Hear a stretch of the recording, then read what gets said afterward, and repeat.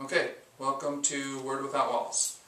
Welcome to the Wednesday night sunlight service.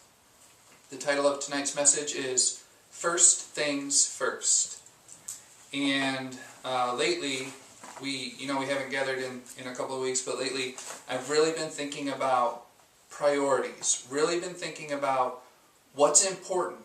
Because it seems to me that we spend so much of our 3 T's, our time, our talent, and our treasure, chasing things that really aren't important and missing out on those things that are important.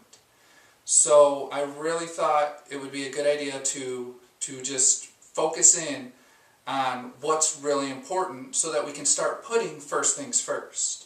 Because if you don't put first things first, then obviously you'll be out of order. And if you're out of order, then you're not experiencing the divine order that Jesus established when he established his kingdom of love, which of course, love is the priority. Love is the foundation, as we're about to see. Love is the first thing. And that's what it says in 1 John chapter 4, verse 19. The King James reads, "We love him because he first loved us." And there's 2 ways that you can at least I can kind of see that. And of course, it means we love him second because he loved us first. And I get that, because you have to receive before you release. Otherwise you won't have anything to release. You can't give what you don't have. And you can only give what you do have. So in order to love, that love had to come from somewhere. And the only place that love could come from is the God who is love. So we love him because he first loved us. He loved us first, we love him. So there's an order there, there's a progression there. But I also see it like this. The first thing he ever did was he loved us. Okay? When God created the heavens and the earth, and it was dark and void and without form, when he created the heavens, which is the mind, and the earth, which is the body, when he created you, it was dark and void and without form. But there was no way he was going to leave us that way. So he spoke. And he said what he always says. He spoke the word. He said, "Let there be light." He injected something into that darkness so that he could bring us out of that darkness. So that we could see things clearly, so that we could stop stumbling around in the dark. Remember Jesus said in another place, when the blind leads the blind, everybody falls in the ditch? God doesn't want us stumbling around. He doesn't want us struggling and fighting and chasing all these things that don't really matter. He wants us to be able to see clearly what's important. So again, he said, "Let there be light." He shined his light of the world, right? And again, if he spoke the word, we know that Jesus is the word. We know that love is the word. When we see clearly, that's what we see. We see love. We see that God did everything that he's ever done because of love. And I could have gone into a whole lot of passages about that, talking about, even when we were sinners, God sent his only son to die for us because he loved us. Not because he could get anything from us, but because he had something to give. And then when he gave it to us, now all of a sudden we have something to give. Okay? Because it's impossible. It is impossible to love unless you know and believe that you are loved. I'll say it again. You can't give what you don't have. If you don't know that you're loved, you don't know that you have love, you don't know that you are love, then you can't love. Because where would it come from? And that's what I believe it's the book of Ecclesiastes spends the whole book talking about looking for love in all the wrong places, trying to fill that void that we feel inside of us. Trying to fill it with food, trying to fill it with drink, trying to fill it with music, trying to fill it with whatever we can fill it with. But nothing can fill a God-shaped void except God. Nothing can fill a love-shaped void except love. And that's what God wanted for us. He wanted us to be able to love, so he first loved us. He gave us what he knew we needed, what he knew we desired. Remember the verse, I think it's in Psalms, that says, "Delight yourself in the Lord, and he will give you the desires of your heart." Okay, when we delight ourselves in the Lord, that's how he gives us the desires of our heart, because that is the desire of our heart. Our desire of our heart is to be loved, to have that connection with each other. That so often that we have so much trouble finding, so often, because again, we're looking for love in all the wrong places. We're looking for all these different things. We're not building a foundation. We're trying to start at the end or start in the middle when you have to start at the beginning. You have to put first things first. And then, and that's exactly what it says in 1 Corinthians chapter 3, verse 11. It says, "For other foundation can no man lay than that which is laid, which is Christ Jesus." So again, the foundation, the rock that we stand on, where we start building from, is Jesus. And who is Jesus but God in the flesh, love in a body? God in our flesh, love in our body. Love has to be the foundation. You can try to figure out everything else you want to figure out, but it's like the Carrie Underwood song says, what do you got if you ain't got love? The kind that you just want to give away. And I believe that's where we have to start. And again, you know, my Bible case, it says God allows U-turns. And you know what I think? I think God encourages U-turns. I think if we start going down the wrong road, then there can come a voice from behind us leading us back to the straight path if we go to the right or if we go to the left. I think God can always say, hey, come back to where you first began. Come back to where you first belonged.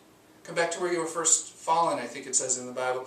Which again, the fall of man was Adam and Eve believing the lie that they had to do something in order to be like God, when in fact they were already like God. They tried to earn His love and acceptance and affection when in fact He had already given it to them. You can't earn a gift. A gift is freely given, but it must be received. And that's what 2 Timothy chapter 2 verse 6 says. It says, "The husbandman that laboreth must be first partaker of the fruits." Okay, and I think that is so important, and I think sometimes we miss that. Even in the Old Testament it talks about not muzzling the ox while it plows for the corn. Okay, if you're in it, and I mean if you're in the midst of it, if you're a husbandman, which is a gardener, if you're in the garden and you're trying to keep the garden, which is what God told man to do. He told him to tend and keep the garden. You have to partake of what's there. All right, you can't cut yourself off from that which you're trying to harvest. Right? If you want to be able to give something, you have to have something. If you want to be able to give love, you have to know that you are loved. Otherwise, you'll just give what you think you do have. And if you don't know that you're loved, what you usually have is bitterness and hurt and fear and sorrow and struggle and strife. Okay? You're afraid of an angry God rather than knowing that you can run to Daddy's loving arms no matter what. He allows U-turns. He encourages U-turns. You can't go far enough away that He's not there, because God promised He would never leave you nor forsake you. So again, what we're talking about is all these distractions. Put first things first. Set your affection on things above and not on things of the earth. Don't worry so much about all this stuff that's going on. Okay, all this surface stuff that doesn't really matter when you get right down to it. If you get the foundation right, then you can build something strong. But if you're running around trying to do spot repairs here and spot repairs there, trying to put a Band-Aid on cancer, as they say, you can't fix everything. And you're not supposed to fix everything. What you're supposed to do, Jesus, remember when they asked Jesus, what's the most important commandment? He said, love the Lord your God. And He said, and the second one is just like the first, love one another. That's what we're here to do. That's what we're supposed to do. That's why we were created, to love God and to love people. To love God by loving people. Remember Jesus said, whatever you do to the least of them, you've done unto me. If I can love my neighbor, that is loving God. And we love Him because He first loved us. We are the only reason that you can love somebody else is because you know that Daddy loves you. Because you have something to give. Because you've partaken of the fruit in the garden that you're working in. And you know that it's good. And you are more than willing to share it because it's too good to keep to yourself. Alright? I usually think if something seems like it's too good to be true, then it probably is. Alright? Sometimes I have a hard time trusting good things, but that's not how it works with love. Because perfect love casts out all fear. You don't have to be afraid to love when you know that you are loved. Alright? You don't have to be afraid to give when you know that you have something to give. When you know that you're connected to an unlimited supply of that fruit. When you're connected to the God who is love. Okay? Because really, where else could love come from but the God who is love? So He poured Himself out into us. Right? But He was too big that He overflows out of us. We can't keep Him in. We can't hold Him in. I find the more that I focus on His love for me, what I really do is love others. Because it just explodes out of me because I can't keep it in. Because it's too big, because it's too good. It's not too good to be true. It's so good that it must be true. And that's what Jesus said in another place when He said, I am the way, the truth, and the life. Okay, He's the truth about the Father, but He's also the truth about us. That's who we really are. I'll say it again. God in the flesh. Love in a body. God in our flesh. Love in our body. And when we know that it's in there, then it can come out. And then we don't have to force it to come out either, because when we're talking about fruit and we're talking about trees, trees don't try really hard to produce fruit. Trees produce fruit because they're trees. Because that's their nature. Alright? And you know, I believe it's in the book of John when Jesus talks about how He is the vine, or really the tree, and we are the branches. I think sometimes you have to go out on a limb, because that's where the fruit is. If you always play it safe and try to protect it yourself, then what you're really doing is you're missing out on everything that's available. You're not partaking of the fruit that you're laboring for, that you're laboring in, that you're laboring with. And if you're not partaking of it, then you're not filling yourself with it. And if you're not full of it, and again, you know, I know a lot of people think that I'm full of it, but if you're partaking of it, remember Jesus said, unless you eat my flesh and drink my blood, you have no part of me. You have to partake of what you've been given. You have to receive what you've been given so that you can release it, so that you can share it, so that you can give it away. Which is, again, that's the whole point of the husbandman. Right? He works the garden, and he gets the fruit from the garden, and then he shares it. Remember when in the book of Revelation, when we get to the tree of life, and it has 12 different types of fruit, as it were, one for each month. There's a love for every season. There's a love for every circumstance. But we have to put first things first. We have to start with love. Okay? We can't bang our head against the wall trying to figure it out on our own, trying to make something happen, trying to get it to work. That's too much trying. Even the whole, you remember the whole what would Jesus do craze that went on for a while? I like that in the sense that it's a reminder about Jesus, which I think we can use all the reminders about Jesus we can get when there's so many other distractions. But at the same time, if I get into a situation and first I have to try to figure out what Jesus would do, then I have to try to do what I just tried to figure out, and then I have to try to make it work, that's too much trying. That's too much work and labor. That's not natural. That's not flow. That's not me partaking of His fruit. That's not me being so full of something that it just comes out of me naturally. That's not me building on the foundation or standing on the rock. That's me running around like a chicken with my head cut off, trying to make things the way I think they should be. And the truth of the matter is that things aren't always going to be the way you think they should be. But if you have that foundation, if you have first things first, if you have your priorities, if you come into every situation and you're thinking, God, what do you want out of this situation? God, how can I bring you glory in this situation? God, what kind of love do I need in this situation? Then we can really start to grow, we can really start to expand, we can really start to experience the kingdom. Which since we're already in the kingdom, I always figure we may as well experience the kingdom. We may as well share the experience. Right? I ranted a couple of weeks ago about being an eyewitness. We're called to witness, right? You can't witness something that you haven't seen or heard or experienced. You're not making something up and trying to convince people of something that you've read or something that you've been taught. You're just simply sharing your experience. You're telling people why God is so good, because look at me and you can see why He's so good. Right? We're starting with, I love Him by loving you because He first loved me. Okay? There's no other foundation that you can build on that will stand. Remember when Jesus gave the parable of building the house?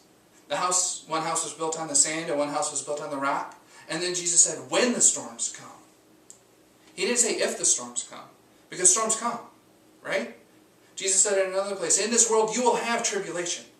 Okay?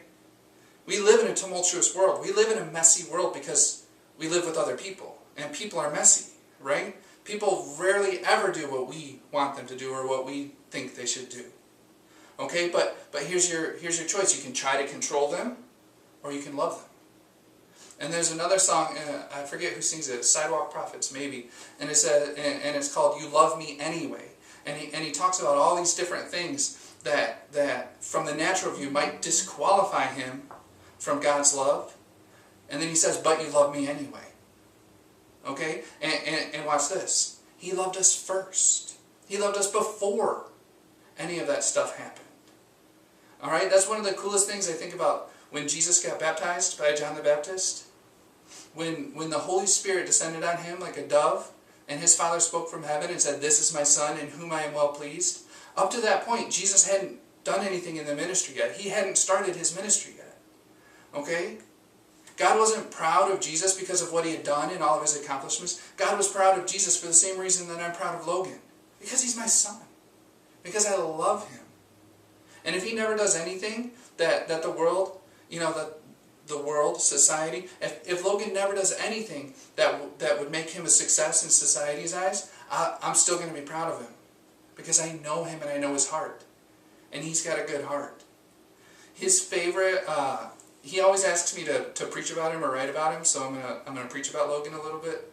His favorite of the three chipmunks, Alvin and the Chipmunks, his favorite chipmunk is Theodore, because Theodore's the smallest one, but he has the biggest heart. That's why my 4-year-old likes him.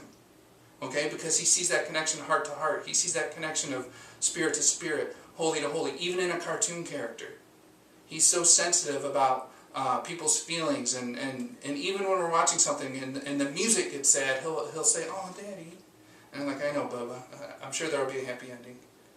But he's all about, even at this young age, faith like a child, out of the mouth of babes, train them up in the way they should go, even at this young age. He's so focused on the heart and about what's inside. Okay? And really, that's what I'm trying to build in him. I'm trying to build that foundation. Every day we discuss God, and it boils down to this. What is God? Love. What's his name? Jesus. Where does he live? In your heart. And I think if you got that, I think you have that foundation. I think love is the foundation that everything else is built on. Love is the foundation. You get love settled and everything else falls into place. But if you run around trying to make every detail fit, you're going to drive yourself crazy. Because you can't make every detail fit. You're not in control of everything. Alright? As sweet as Logan is, that's one of the biggest problems he has with this world already. Again, at 4 years old. One of the biggest problems he has in this world is that things don't always go the way he wants them to. Like, he can't make things always be the way that he wants them to be. And I'm like, son, that's life. It's always going to be that way. So you can fight against it, or you can go with the flow. You can bang your head against the wall, or you can live in a world without walls, or a word without walls, as it were. You don't always have to micromanage everything and control everything. And again, you can't.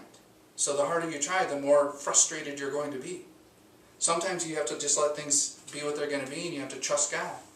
When we were praying before the sermon tonight, God quickened that verse about casting your cares on him because he cares for you. Alright? So again, it's that foundation of love, it's that foundation of trust, it's that foundation of security, where I know Daddy's got my back. So if I'm going through something, even if there's no other human beings with me on this, I know I'm not alone. Because I know my Daddy's got my back. And my Daddy created everything, so he's a pretty powerful ally to have.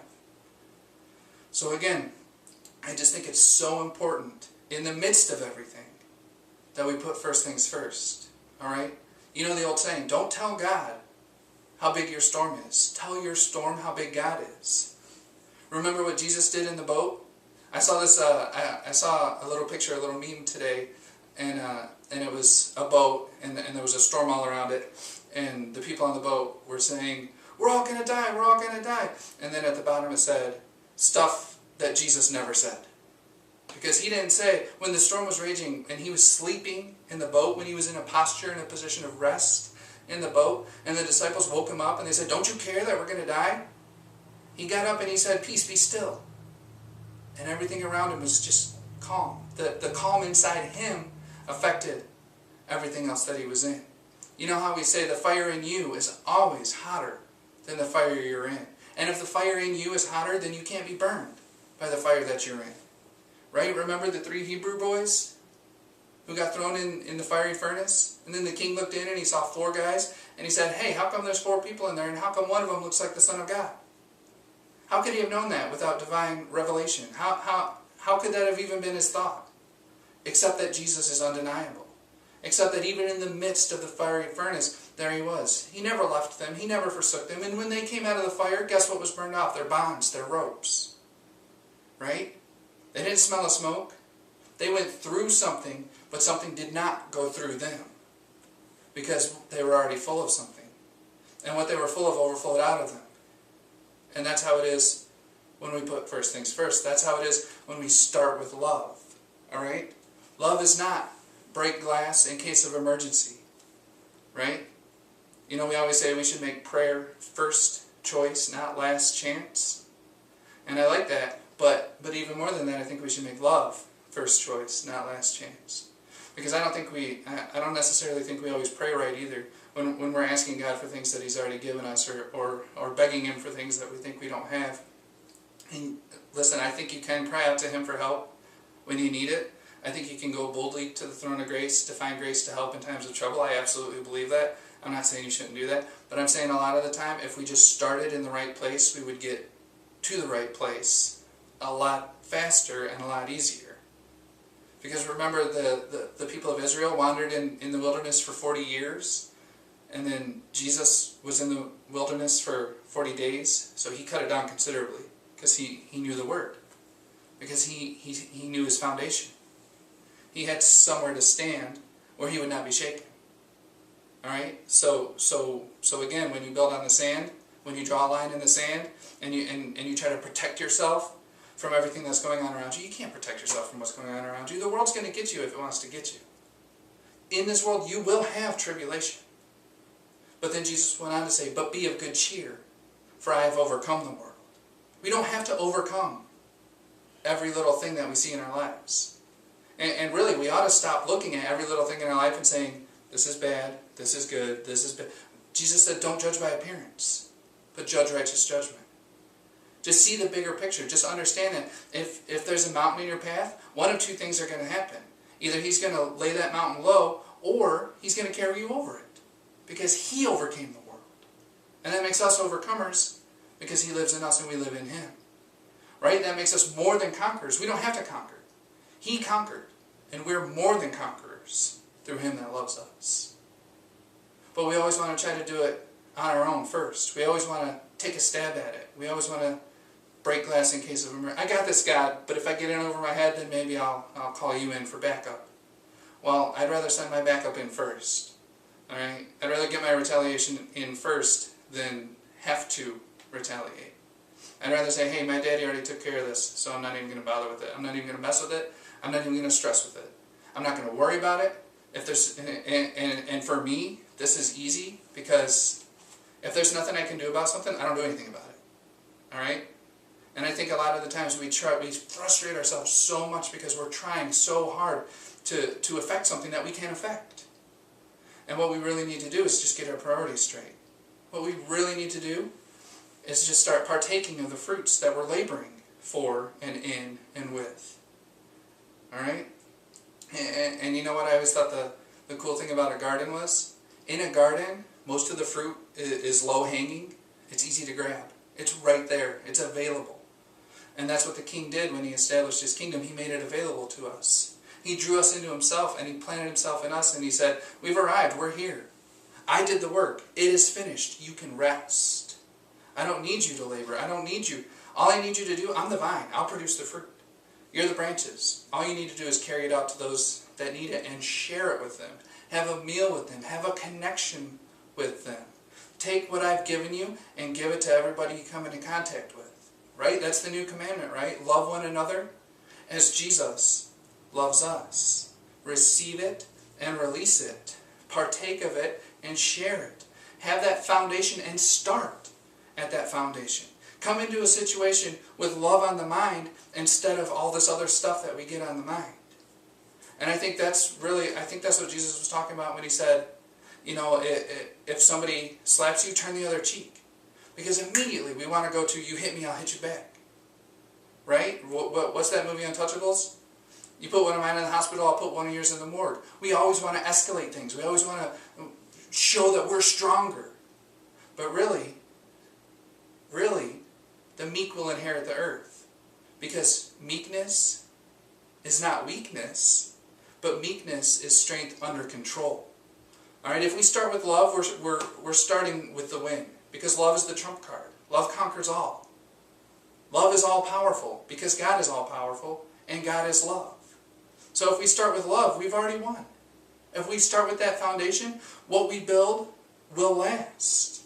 The kingdom, the ever-expanding kingdom of God. Not our kingdom that we try to build for ourselves out of our selfish motivations, but His kingdom, bringing Him glory. I think it's in the book of Isaiah when God says, "This people have I formed for myself, they shall shew forth my glory." He gave us His glory so that other people could see it. Just as Jesus was, we are the face of the invisible God. God's a spirit and He lives in us, and people see Him when they see us loving each other. Right? Love God by loving people. Alright? I think it's ridiculous that we'll throw someone else over in order to be religious. That someone needs us, but we're like, no, sorry. It's time for me to go to church. No, sorry, I gotta pray. What does it say in James? Don't tell somebody who's hungry or cold, alright, God bless, have yourself a meal and get yourself a cup. No, give them what they need. Meet a need, have a connection. Start with love and let everything else work itself out. Because that's what our priority has to be. Human beings we need love. I mean, we just do. That's what we run on. That's the gas that makes the car go. Alright? So when we know we're connected to an unlimited supply, then we don't have to be afraid to give what we've got.